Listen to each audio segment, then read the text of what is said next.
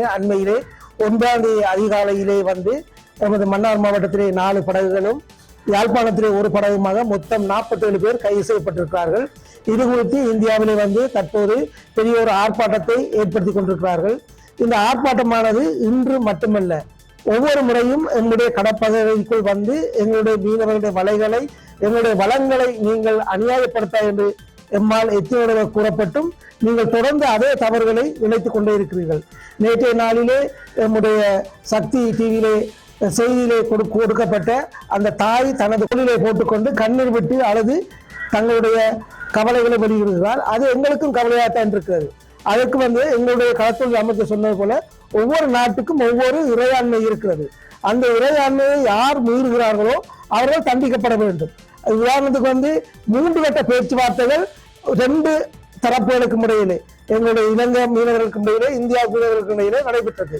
எந்த பேச்சுவார்த்தைகள் எடுக்கப்பட்ட எந்த முடிவையும் உங்களது மீனவ சங்கங்களோ மீனவ அமைப்புகளோ கடைபிடிக்கவில்லை.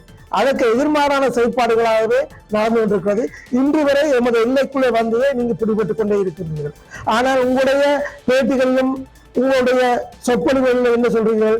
எங்களை வந்து இந்தியாவில் வச்சு கைது செய்ய மாதிரி. ஆனால் உங்களுக்கு வந்து கச்சேரி தான் மனப்பாடமாக இருக்கிறது. விடத்தீவையும் கச்சேரி நான் சொல்கிறேன், யாழ்ப்பாணத்தையும் கச்சேரி நான் சொல்கிறேன்.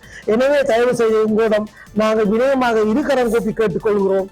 தயவு செய்து எங்களுடைய கடல் பகுதிக்கு நீங்கள் உங்களுடைய ஆகாச அரக்கத்தனமான படகுகளை கொண்டு வந்து எங்களை வளங்களை அளிக்க தேவையில்லை. எங்களையும் வாழ விடுங்கள். நாங்களும் வந்து இந்த கடலத்தை நம்பி எங்களுடைய மீனவர்கள் இருக்கிறார்கள். கோடிக்கணக்கான ரூபாய் பெருமையான கடல் வளங்களையும் வலைகளையும் இழந்து கொண்டிருக்கின்றோம்.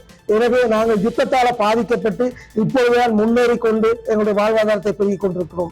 எனவே இவற்றை நாங்கள் நிலைப்படுத்தியா வைத்துக் கொள்றது. தயவு செய்து எங்களுடைய களத்துறை அமைச்சர் சொன்னது போல எங்களுடைய எல்லைக்கு வராதீர்கள். நீங்கள் எல்லைக்கு வந்தால் எப்படியும் உங்களை கைது செய்வதில் எந்த மாற்றமும் இல்லை. அந்த வகையிலே கடற்படை கைது செய்வதற்கும் அமைச்சர்களுக்கும் நடவடிக்கைகளுக்கும் நாங்கள் பூர்வ ஆதரவை தருவோம். ஆனால் பாதிக்கப்படுகிற உங்களுடைய பாதிப்பு எங்களுக்கு மனக்கவலைகளை தருகிறது. அதை நாங்கள் உணர்கிறோம். அதே நேரத்தில் அவ்வாறான செயற்பாடு நடக்காமல் நீங்கள் உங்களை பாதுகாக்கும்படியாக மிகவும் வினயத்துடன் கேட்டு தயவு செய்து எங்களுடைய எல்லைக்கு வர வேண்டாம் என்று இந்த வேளையிலே நாங்கள் கேட்டுக்கொள்கிறோம்.